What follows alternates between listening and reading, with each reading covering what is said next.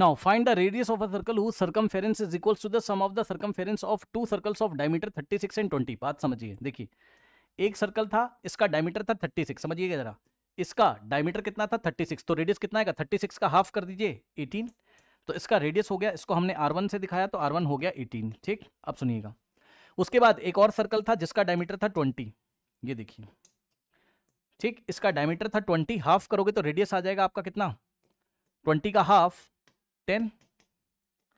ठीक, 20 का हाफ 10। अब सुनो, उसने हमसे बोला है कि इसका जो सर्कमफेरेंस है, ये देखिए इसका जो सर्कमफेरेंस है मतलब बाउंड्री की जो लेंथ है, और इसका जो सर्कमफेरेंस है, अगर हम दोनों के सर्कमफेरेंस का सम करें,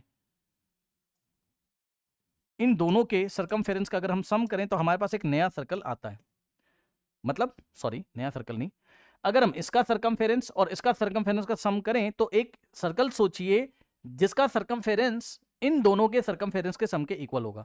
तो ये एक नया सर्कल हमने सोचा जिसका रेडियस कितना है, r है। ठीक, अब ध्यान सुनिए, इसका सर्कमफेरेंस कितना होगा 2 पाई r1 प्लस इसका सर्कमफेरेंस कितना होगा 2 पाई r2। भाई सर्कमफेरेंस का फॉर्मूला क्या होता है 2 पाई r, तो 2 pi r1 plus 2 pi r2 is equals to इन दोनों के सर्कमफेरेंस का जो सम है वो इसके सर्कमफेरेंस के इक्वल होता है। तो इसका सर्कमफेरेंस हो गया 2 पाई r। क्वेश्चन ध्यान से पढ़ लीजिए, if the radius of the find the radius of the circle, तो इसकी रेडियस आपको निकालनी है।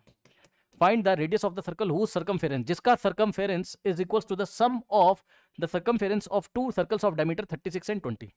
अब ऐसे क्वेश्चंस को करने के लिए पहले आप कॉमन जरूर ले लीजिए, 2 पाई इस बार कॉमन ले लीजिए, तो होगा यहाँ पे r1 plus r2 is equals to 2 pi r।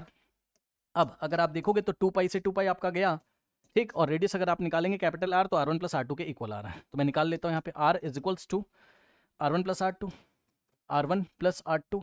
So r1 कितना है हमारे पास 18 और प्लस r2 कितना है हमारे पास 10, तो आ जाएगा कितना 28 सेंटीमीटर हमारे पास, ये आ जाएगा कितना 28 सेंटीमीटर हमारे पास आएगा। This is the final answer. आप अगर वो चाहते तो इसका एरिया भी आपसे पूछ सकते थे, तो इसका रेडियस पता चल चुका पाई r स्क्वायर से हम इसका एरिया निकाल लेते। ओके, आइए बढ़ते हैं हम लोग नेक्स्ट क्वेश्चन की तरफ।